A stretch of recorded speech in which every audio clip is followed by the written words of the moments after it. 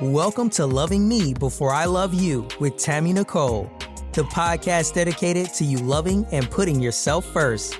Others have come first in your life for years, and you know it's time for that to change. You're about to be empowered to set healthy boundaries, confidently have hard conversations, unapologetically put yourself first, and live the peaceful life you deserve. Remember, self-love is essential, and loving yourself sets the stage for every other love in your life. So get ready to embrace self-love like never before with your host, Coach Tammy Nicole.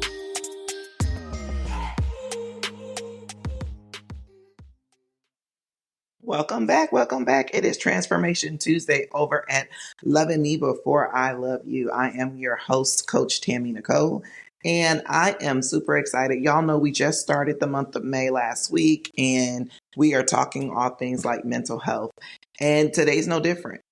So let's talk about how we as moms, when we start motherhood journey, we're a little overwhelmed. We are a little like, oh my goodness, there's a lot going on. I have to care for this baby. I have to care for myself. If you're married, I still have a husband to attend to. But a lot of times we don't discuss like the mental change that we experience. We don't discuss like how our mental health becomes like, I don't want to say discombobulated, because a lot of us it does, because it's like, wait a minute, what is really going on here? We don't talk about it. We hear about postpartum depression, and that's about the gist that we expand our conversation. But as important as postpartum depression is, there are other mental health components that change and shift when you become a mom. And we're going to talk about it today. I have a returning guest with me. I have my friend, colleague, she's a therapist, Miss Stacy with us. I'm super excited that she's joining us. I would say she's a new mom, but she's been in the game now 2 years. My baby, her baby's my baby, will be turning 2 in a couple of months. And so I brought her on so we can discuss mental health and motherhood. Welcome back to the show, Stacy. Hello. Thank you for having me. I'm Thanks very for excited. coming. Super important topic. One that I was sort of jumping at the bit to talk about, because it's not just about, like you said, postpartum depression. There are other things that you think that you're ready for, but with everything going on, it can kind of be a really big surprise. And I'm hoping that with listeners, they can sort of, if they are postpartum moms, or if they're, they can get some sort of information out of this, because it's just sort of nice to have a space to be like, oh, okay, got it. Because that's what we need. Man. So when you actually hear the terms collectively together, mental health and motherhood, what's like the first thing you think about? The first thing I think about is hormone depletion. That came to mind at first because I think that was something that I was actually worried about when I was going to be postpartum, and I had said it, I remember, to Trav during my pregnancy. I was so calm, cool, collected. Mm-hmm. Nothing really fazed me. But being somebody that's typically cortisol high, adrenaline high, more on the anxious way of just functioning, I was worried. I said, I think I'm a little worried about what my postpartum will look like. And that hormone depletion, the second you give birth to that baby, is a whirlwind. Yeah, absolutely. Absolutely. But even that part of the anxiety, right? Like mental health is more than depression, like I talked about in the beginning. Like we tend to just equate it to postpartum depression. But the anxiety of being a mom, like that first thing, like the unknown the anticipation of, will you be good? Will you, you know, understand your child? You know, when you become a mom, the first thing you think about is like, how will I understand the I'm wet cry? How will I understand that I'm hungry cry, or that I'm in pain, or how do I connect to this child who can't talk? Mm-hmm. Who's only going to cry? Are they crying because they're uncomfortable? Are they crying because they just want to be held? Are they crying? Mm-hmm. All of those things. And that anxiety of saying, oh my God, will I know? It's a mental health shift. We Mm-hmm. don't talk about it though. We talk about, it's going to be lovely. You're going to be having so much fun. You already have created the bond with this baby as it's growing inside of you. We don't talk about those that don't create that bond, Mm-hmm. those that are so anxious about the process that they really disassociate themselves physically with the experience. Mm-hmm. And I think you So bring up it's, a good point. Sorry to yeah, interrupt you. Of like, no, you might not have that bond immediately, and that can also feel like a, oh no, like this isn't what it's supposed to be like. We have many examples via our society of like how momhood will be like, right? It's not all sunshines and rainbows, especially if you're in the hospital for a couple days, you don't sleep. You're trying to navigate all of those things while also going through a physical body trauma, giving birth, no matter what way that was or how it happened. yeah, And they send you home. yeah. There's no Yep. rule book. There's no, this is what you do when this happens, which is why postpartum depression has been such a big topic to discuss, because that's a part of that. Like, I'm disconnected. I don't really know if I want to be connected with this person that I just gave birth to.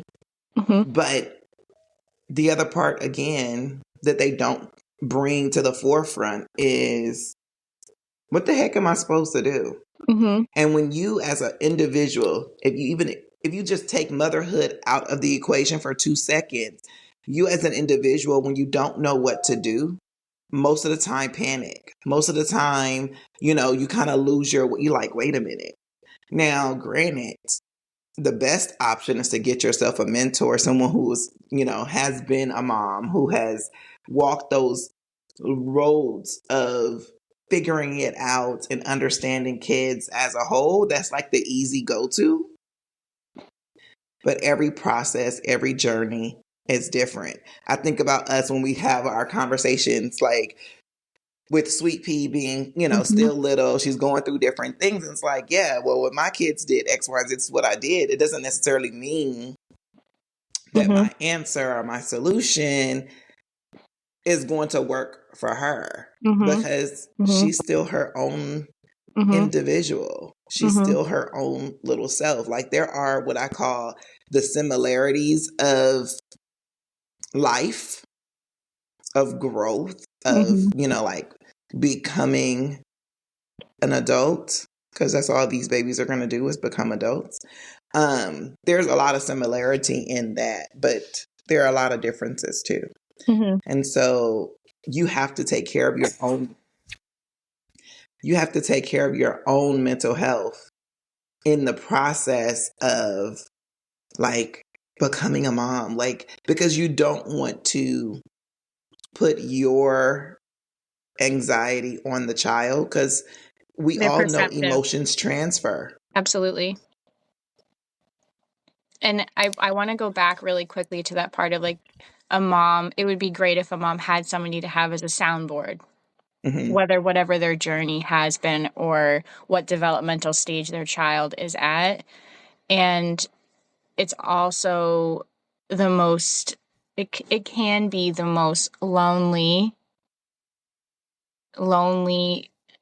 isolating time. And I think that brings up the part of the mental health that's important to really discuss, is that isolation. You can have a village, you could have people helping you, you might Right. have even a caretaker that like helps additionally with the house stuff, And that can really exacerbate some of the things that are going on when your body is totally shifting because it's lost all of those hormones and your body is trying to take care of its baby at the same time outside of the uterus. And some people don't have that village. That's something that's important to talk about too, and just know that some folks don't have that type of level of support, which is okay. And I hope that, we can get to the point where folks can know, like, okay, I can look for signs of depression, what that can look like. Let's talk about that. What are those signs? With signs of postpartum depression, it's talking about more days than not where you are sad, gloomy, you're feeling, and your functioning is totally not at the same playing field like it used to be. Granted, your body has been going through different changes in the past 9 months, and especially also giving birth. You might see additional things and signs of intrusive thoughts. That's something that I experienced that was more postpartum anxiety for me. I think in the beginning, I think mine shifted to depression when I kind of felt very isolated. You're going to see a change in appetite. You might have those thoughts of more seriousness where you're like, I'm not sure if I can do this, right? And also those things can kind of change into postpartum rage, which is, I don't think, something that's talked about enough. I know I'm sort of jumping all over here because this is a topic that is really complex and it's not always going to be one or the other. They might interchange. And so for any person going through this or listening to this, after you've given birth, it's not your fault if you're feeling anything that doesn't feel great because it's not your fault. Your body's just going through that change. Yeah. So that's something that I really think is important. I wish I sort of told myself that more in my experience. Yeah, and it's okay to not be okay, right? Mm-hmm. You mentioned talking about how some people may not even have that support group. I think that the internet has given us more opportunity to have support when we don't have physical absolutely and like personal connection. So like if you don't feel like you have a full support group, I say find one. Don't say, oh, I don't have friends or I don't have family and just suffer in silence. Talk to your doctor. Tell them what you have going on. There are plenty of support groups that are local physically, like that you can actually go and attend. And then there are tens of thousands of groups that you can find online that you can just like really communicate with and create yourself an accountability partner, someone that you can actually check in with. I think a lot of times we tend to isolate ourselves simply because we have that what we call limited belief on nobody else understands. When you know how I am, it's kind of impossible for nobody else to understand. We're all human. You're not one of one that is, the only person ever to experience what you're going through. So it's more so like, hey, I might be the only one in my friend group experiencing this, but I'm not the only person in the world. So I need to tap into my community to figure out what I have going on. And honestly, if you are afraid to talk to friends because you're afraid of what they're going to think about you, because you're having these weird thoughts that can be daunting and scary, right? Like postpartum depression has brought things of wanting to hurt a child because you're like, why are you here? You're creating a problem for me. Those are scary thoughts to have. However, you're not the first person to ever have them during that particular process after birth. So telling your physician is what I feel like the most important. And I understand it's like, oh no, they're going to do something to me because I'm thinking about this, that, and the third. And it's like, no, they're not. They're going to provide you some assistance because to me, the worst thing would be do nothing, say nothing, and then you actually act on the thoughts that you have when you really didn't want to do that. Like, it's not what you want to do. It's just kind of like what's in your atmosphere, what's in your mental in those moments. So I agree. There are a lot of people that don't feel like they have that support system, and some of them will find that they do. You know what I mean? It's just like, if you open up your mouth and say something, you may find that you have more support than you imagine. But my mama used to say, a closed mouth don't get fed. So you have to say something. If you're afraid to hear the words come out your mouth, write it down. Yes. Yeah.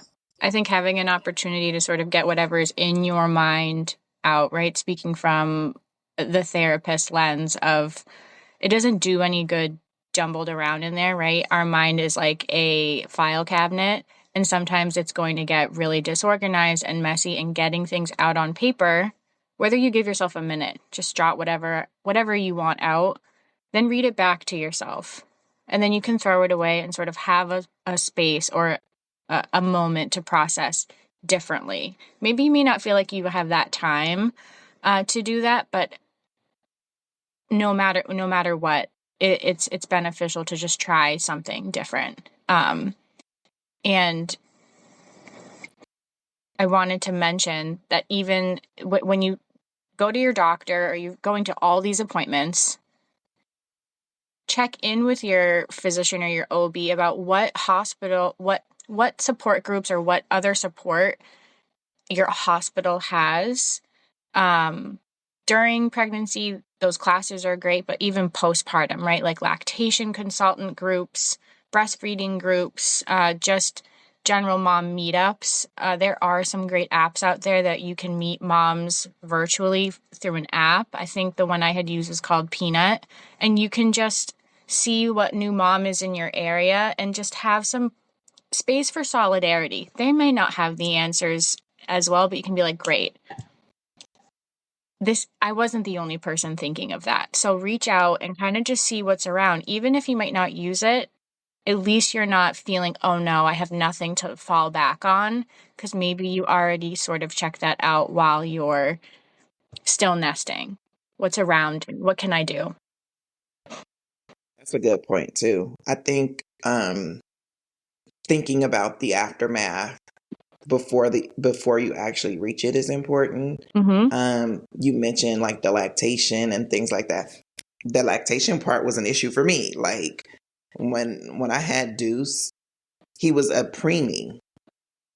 And so, which is we're going to get into that too. But he was a preemie. I was not expecting him to come. Can you imagine what my mental went through when he came early? And now, did he just come early? Like, oh, he's just here a couple of weeks. No, no. He was a 26-weeker. So going through that process of just understanding he's not coming home.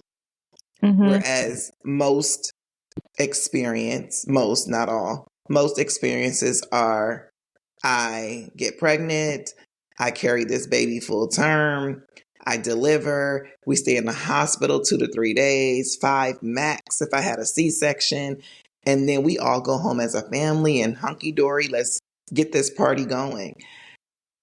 When pregnancy doesn't happen the way you expect, your mental health takes a toll. Motherhood for me starts at conception. It doesn't start at delivery. And a lot of times, we can discuss that. Like, are you considered a mom because you were pregnant? Or are you considered a mom because you had a baby? And to me, it's because I got pregnant. You know what I mean? Because that motherhood instinct kicks in. Then you start thinking about eating healthier. You start worried about the things that you do to your body, because these things will be affecting the baby that's inside. That's a mom. A mom immediately wants to nurture and protect her seed. And so to me, upon conception, upon the knowledge that baby is developing and growing within yourself, is when motherhood starts. Mm-hmm. So when I talk about mental health and motherhood, I'm talking about from the beginning. It doesn't matter if you ever had that child physically develop and actually birth, because we know miscarriage happens. And so that also plays a Mm-hmm. part in your mental health, in your motherhood journey. I Sure. have had 4 miscarriages. I've been there. Mm-hmm. I completely understand that mental shift of expectation of having this baby to that baby no longer being available to you to physically touch and like really embrace. But that Mm-hmm. baby never goes away from you. Mm-hmm. Like you still always have that mental and emotional connection to that seed, Mm-hmm. period. Like the Mm-hmm. fact that I'm saying I've had 4 miscarriages, I'm like, I have 2 children physically here with me, but I really have 6 in my mind. It's not just, 2. Mm-hmm. And people's like, well, why do you think? Because I create, like, that baby was there. We seen Mm-hmm. the baby, we saw heartbeats, you know Mm-hmm. what I mean? It Sure. just did not go beyond a first trimester. It didn't go beyond, well, 2 of them went the second trimester, but it was like that mental, ooh, Mm-hmm. was there from the beginning. Yeah. And so if you're listening to this and you're like, oh no, I'm not a mom, you know, all of my kids passed through, your motherhood journey started at conception. Mm-hmm. You can tell me what you think or agree with that, but I just feel like you're getting a community, getting your support group in place is super important. Really, when you find out that you're pregnant, Mm-hmm. a lot of times we don't like to share that we're pregnant until we get past that first trimester, because we don't want other people to have that emotional connection to the fact that we're having a baby and then have to let them down. I know that happened to me on my very first one. It was like, oh my God, we found out we were pregnant at 8 weeks. We Mm-hmm. told everybody like around 12. And then at 14, Mm-hmm. there was no more baby. And it was like having to tell people that we lost the baby was very traumatic, and hard on my mental health. Like Of course. feeling like a failure, feeling like, oh my God, what did I do? I tried to do everything the right way. I tried to make sure I ate this and I wasn't lifting and strain. I was doing, Mm-hmm. keeping it easy. Mm-hmm. Sometimes it's not about you. It's just Right. the way the body works. But having that mental support, it's like Mm-hmm. really like, oh my God. Wow, today's episode is a good one. I know you're enjoying it, and we'll get back to it shortly. Just wanted to take a quick break to let you know that Tammy would love for you to share any questions, comments, or topic ideas you have with her. All you have to do is send them to her in an email to podcast@IamTammyNicole.com. Thank you, and without further ado, let's get back into today's show.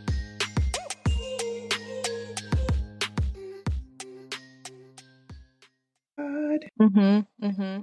I would have to agree. I think that the moment you realize that you are pregnant, that you do become a mom, right? That's like, I'm going to be a parent, and everything shifts. Everything. Thank you for sharing your story about your motherhood. I think it's really important for anyone listening, whether they've had a baby come to full term or not, or have not, unfortunately, that you realize that you still went through postpartum. Yeah. Yeah. Right? Your body did Your produce. hormones still shifted. You Right. still had, yeah. Absolutely. So you still might feel the things that we sort of have talked about today, that and that's okay, to feel those things, because sometimes folks don't get enough support after the fact too. Like, even I think across the board, you get a checkup 6 months post delivering a baby, and then those little virtual, like, you want to hurt yourself, like, are you okay at home, are you feeling sad most days than not, and then like you get your checkup at 6 weeks, and then that's it.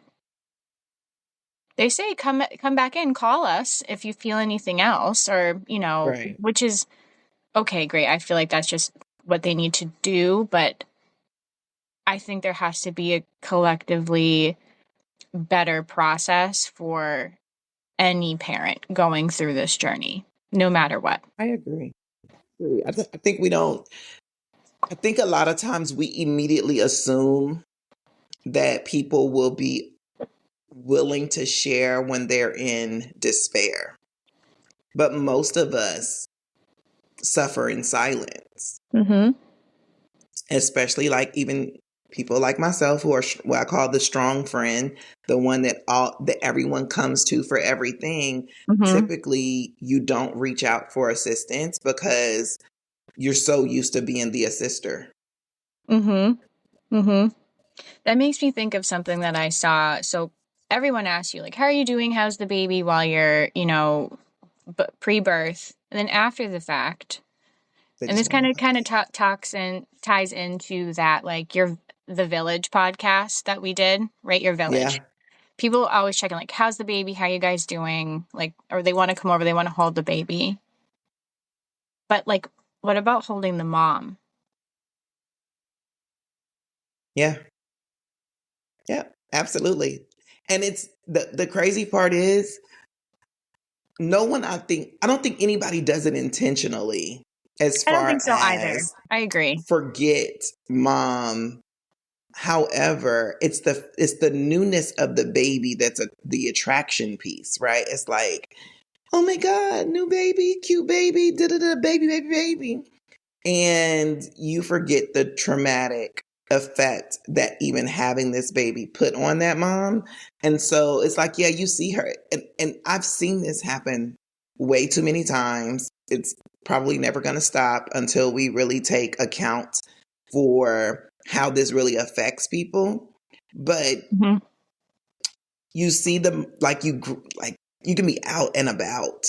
You see the mom and the baby, and you're like, "Hey, but I just like want to see the baby." It's like a quick hi to the mama, but you go dashing to the child to give the child all this love and attention because this child is new. Mm-hmm. We have to start checking in with mom or letting mom still feel special.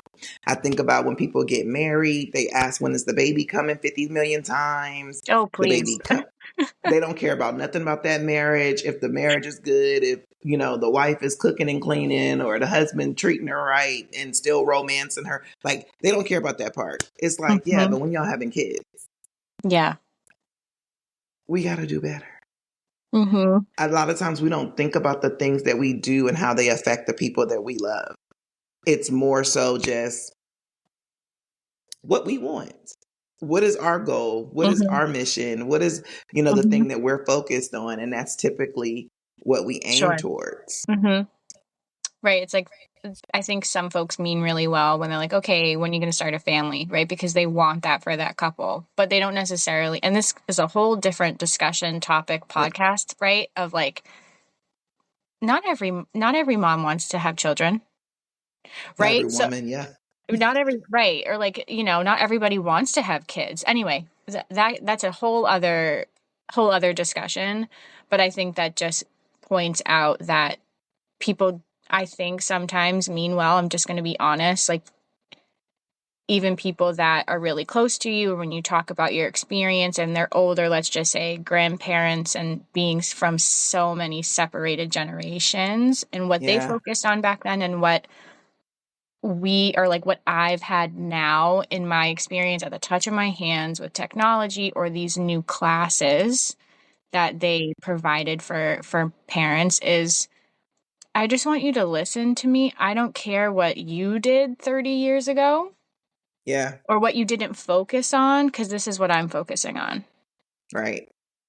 And I think that can also really play into like the mental health, because when I think about what I would do differently next time, if and when I can have a second child, is I ain't having any visitors at the hospital. Okay? I want no one. I don't want anybody here at my house when I get home. You can see me in a week, maybe. Because That was something you learned. That was your experience. That's what your experience taught you, and we you had talked know? and we had talked about that. I think like ad nauseum, was it was beautiful, but I was so overwhelmed? I not overwhelmed, but I think like with the sleep deprivation, I had a hard time figuring out how to latch Zoe appropriately. Like when we had our golden hour, which Yeah. was beautiful. I kind of feel choked up like just thinking about it because I can picture it so vividly. It's beautiful. Mm-hmm. However, I wasn't being watched carefully when they were doing the things for the golden hour, and I kind of got bruised on both sides. So continuing to feed the rest of those couple days was really painful. Mm-hmm. I wasn't really sure what to do. My husband was beautifully sleeping, snoring on that pullout, and I'm sitting here like I'm really not sure what to do. So super thankful to all those nurses that helped me with all of my questions. And that was hard, but like when we left, and it wasn't just sleep deprivation, but with my head specifically, it felt very like foggy, like I was in a vice, and that didn't feel like it went away for like about a week. It was normal, the doctors had said. It was fine, but I felt so like out of body in a way. Mm-hmm. And I'm feeding every couple hours. I'm trying to use a shield because my nipples hurt, right? And that's just the truth of it. Right? Crying while you're feeding and just being like I'm not sure what's going on. But I don't want to figure out with the visitors tying that back in. I don't want to figure out what we're eating. I think that I want just make the decision for me. You tell me what's for dinner. Just feed me. Give me water. And Ask I me think if that's I where need the help. support part comes in, though, Yeah. right? So I think it's more, and not that per se you don't want visitors, you just want the right type of visitor. One that's not going to be about changing or interrupting or intervening in the connection between you and your new baby, but more there to support you in the process of things that you cannot do for yourself. Things that you are Mm-hmm. like you said, the cooking, even the cleaning, like Mm-hmm. keeping things kind of up. I think that when a baby comes home, that is, you don't want, as a mom, any kind of germs, any kind of anything around this Mm-hmm. child. So you really want to clean. You can't sleep because you're feeding all the time. Um, and having support that will help keep those things at bay for you is beneficial. But if a person is just over because they're all into the business of the kid and not Mm-hmm. really there to support or help you through the process, that becomes overwhelming and like I don't want that. Like, you could have stayed at home if you were going to do this. This is Mm-hmm. the things that I need. But what I think could be beneficial when we're talking about keeping your mental health in check is pre-plan that process before that process actually takes place. Mm-hmm. So make it a part of your birthing plan of, hey, this is who I want to be able to be at my house when I come home. These are the things that I need them to do. If they can't understand that particular piece of my request, then we need to get somebody else.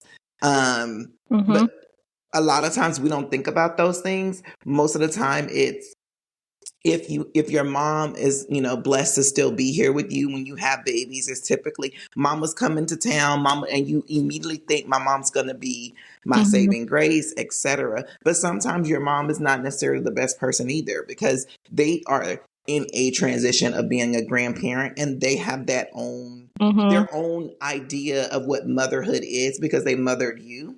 And Mm-hmm. sometimes it's not what you're looking for. And a lot of times we have to be able to be big little girls and say that to our moms and say, hey, I know you mothered me. And dog nabbit, you did a real good job because I turned out to be a real amazing person. Mm-hmm.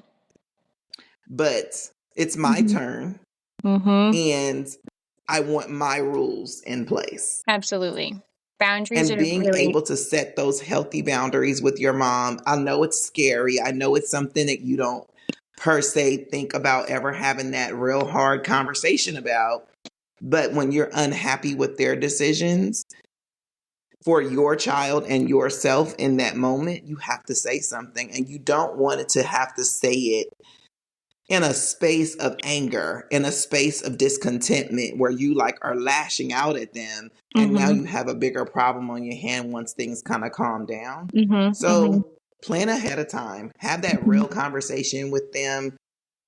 If there are things you don't know you're going to need, if there are things that you don't know that you're going to be like in a uncomfortable space about, leave that space open and say, hey, you know, this is new for me. There may be things that pop up that I wasn't expecting. Mm-hmm. When I say something, please take it for real Mm-hmm. and adjust, Mm-hmm. because it's how I'm feeling in that moment. That moment may change, but in that moment, Right. my request is that you adhere to it. Sure. You know what I mean? Sure. Like, Yep. I think what I'm hearing from you is like, you're allowed to keep your peace once you come home.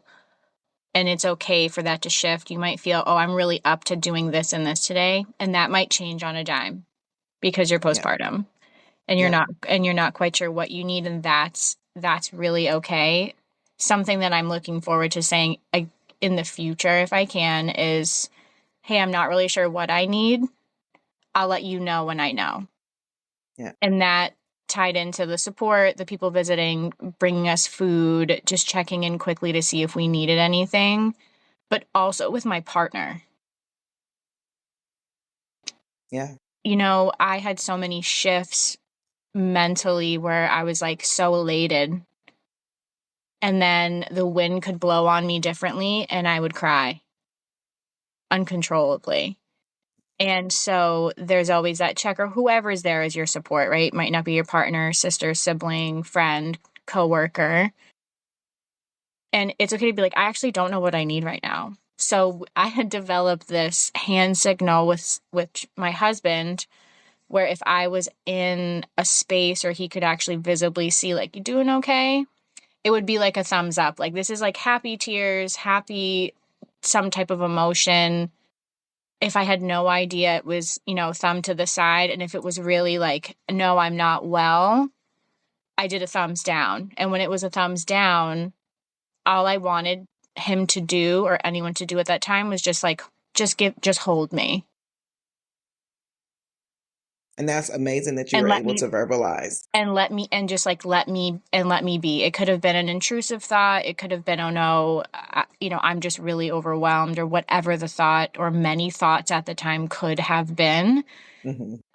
So when you're thinking for after the fact, think about if you need to communicate with somebody and you really might not have the words.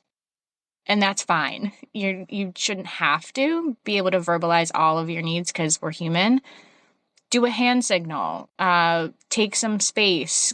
Get some fresh air if you have really nice weather. It's also really good for your baby too. If you're feeling like, I'm really not sure what you need, that fresh air is really important for baby and mom. So I'm hoping to go outside more next time because I felt like I just wanted to be inside.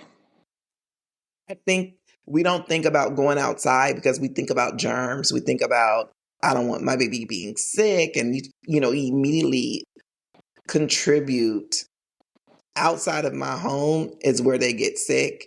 Inside of my home is what I can control, and they won't get sick, and they're going to, like, that's like, I think the common thread of it.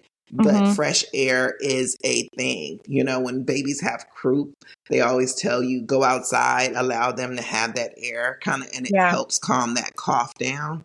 So fresh air is important. Just be kind of by yourself in the fresh air. You know what I mean? Like, when we were going through COVID, it was like, keep the 6 feet distance and you'll be okay. So in other words, just make sure no one's really around if you want to keep that baby healthy and whole, but still go outside. I have a question for you, actually, Tamara, okay. in your journey with having Deuce's experience coming earlier and way earlier than you thought, not being able to come home. Did you find when he was able to come home, those thoughts of like, I can't go outside because the germs actually really would have affected him as a premature baby? Oh, yeah. Did you find that as like another heightened sense of... Oh, it was worse. So because you automatically think that he's like super fragile, right? Like I had him at 26 weeks and 4 days. He came home 8 weeks flat from that. So technically he still came home prematurely, right? Like he wasn't due to be due until June 3rd. He came February 28th. So, but he came home May. So in my mind, he still had a whole nother 4 weeks worth of Right. no, like, and so I didn't get to have a baby shower with him. And so we decided to do what we call a sip and see with, a secluded amount of people. But I waited for that for a while. You know what I mean? Sure. Like, I was like, yeah, no. and we wearing gloves and we wearing, like y'all are doing some of all of the precautions. I didn't let nobody really hold him. I just took him around and kind of like showed him off. But yeah, no, definitely I had the heightened layer simply because I wasn't 100% sure. And this is going to sound really crazy. Don't judge me. However, I was like, is he fully developed? Like, you know what I mean? Like, is everything done? Like, yes, they let him come home from the hospital. Yes, his stuff is like functioning, He was Superman in the hospital. That kid went through everything. Like I said, he came home in 8 weeks flat. The doctors were even shocked that he was able to do that. Because immediately when they knew he was coming, the first thing they told me was don't expect him to come home until his due date. And I was like, that's a long time for him to be up in here. Yep. But so you can imagine how that mental shift was for me just hearing those particular words. But he did come home fairly quickly. The hardest part, I will say, was leaving him there. Yeah, that was the hardest part. Because it was like, this is not the way this is supposed to go. Yeah. And the mom guilt immediately kicked in because it was like, what did you do? So just being fully transparent. I went from having 2 miscarriages before him to having him and he came early. Can you imagine the amount of mental pressure that is? You didn't do it right the first time. You didn't do it right the second time, this third time. And then you going to really pop out like this? Like you come, like, what are you doing? So it became a big mom guilt issue for me because it was like, I'm the problem. I'm the issue. Now, my body really was the problem. So I have lupus. The lupus was the cause. I have a coagulant factor. So it was the cause of the miscarriages the first 2 times. And then I had him and then I had a complicated cervix. And so that's what allowed him to come prematurely. My cervix just decided to open because he was heavy, early on. And I needed other things, but they weren't watching it. It was the very first pregnancy that went as long as it did. So they weren't thinking about that. So FYI, if you're listening and you don't know if this is your first child, I always tell them to check your cervix. A lot of times doctors don't want to because they say, touching it, irritating it can, bring about infections, et cetera, et cetera. But the reality is if they're not looking, they won't know. Right. And so it made it where my second child that I was able to bring, because I had 2 miscarriages after having Deuce. So it wasn't like, ooh, I had a baby and now moving forward, I'm going to be able to make these babies and have them. I had 2 after him and I had 2 before him. And then I had Kari. But when I had Kari, because I had that experience with Deuce, they watched that cervix and literally put me on bed rest at 12?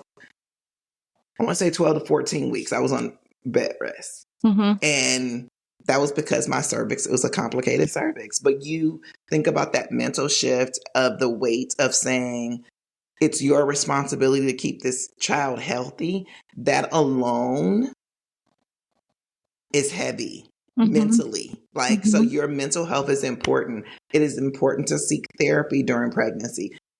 Every pregnancy is not the same.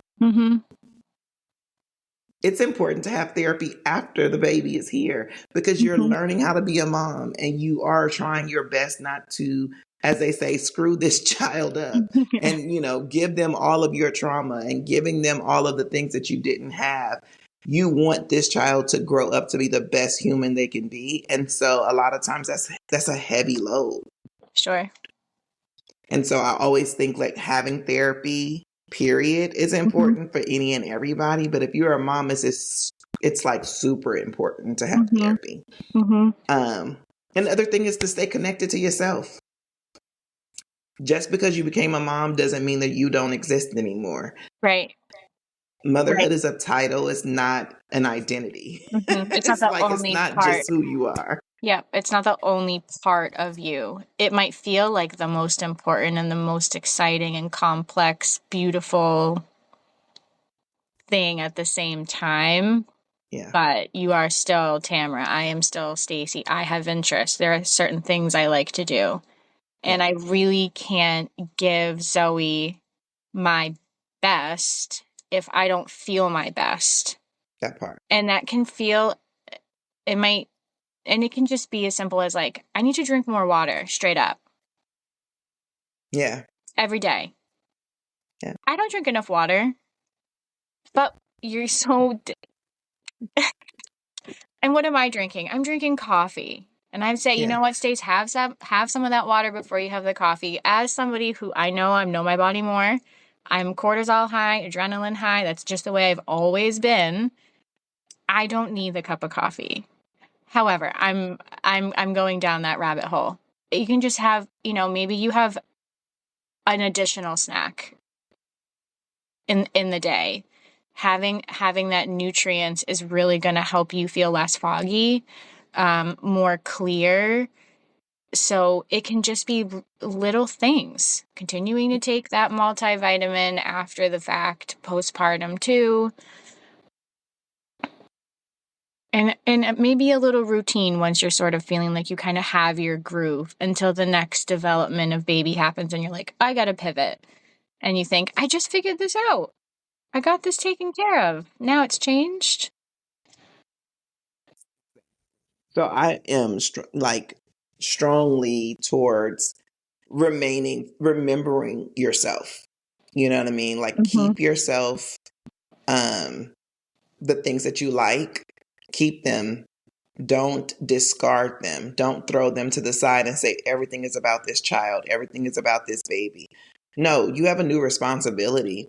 And you need to add that responsibility into who you are, but you don't take who you are and throw it in the trash. Mm-hmm. I think a mom always is 10 steps ahead, right? When they become a mom, their baby is here. If you can be 10 steps ahead for your child on 10, like all the time, 24/7, give yourself at least 5 steps for yourself ahead, Yeah. no matter what that's going to be. Yeah. Absolutely. Absolutely. But remember, like, you do have to remember your mental health. Don't let it just, be non-existent to you or non-important. Like, do something about it. Keep yourself a healthy support system in place that you can actually communicate how you're feeling. Get a therapist. If you don't want a therapist, you don't like a therapist, get a life coach. Do something that gives you a sense of protection and support and guidance. Someone that you can kind of like put your stuff on. Yes, it is appropriate to throw your stuff on someone else. You need that. You need that ability to let go. But the other thing is like what Stacy said, write the stuff out. You got the stuff jumbled up in your mind. You don't know where to really put it. Put it on paper. Journaling is a great tool to release some of the stuff that you have boggled down inside of you that you just need to like say, where is this going? And then do something with it. Be it throw it away, be it, oh, I can do something with this. I need to put this in this spot, in this place, and organize your life. Do whatever is necessary, but definitely don't just do nothing. When they give you information on postpartum depression, anxiety, postpartum rage, postpartum psychosis, take those conversations seriously, keep it, and don't think, oh, it couldn't happen to me. Get on apps. And even if it doesn't happen to you, you may have a friend that goes through with it next, and you will Right. have the tools now available to be able to provide it. Because Great point. as you know, say your life is not your own. You go through things for other people. You go through things so that you can share your story. Your Mhm. story does matter. Mm-hmm. Stacy, I want to say thank you for joining me again, because you know you're a regular over here at Loving Me Before I Love You. I just want to let you guys know and remind you that love yourself so much that the love from others is a bonus. And when you're doing it, your mental health always comes first. Thanks for joining us. See you next week. Thank you for having me. Bye, y'all.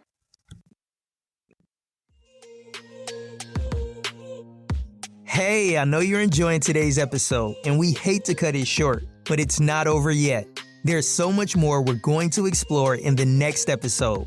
So be sure to join us next week for the final part.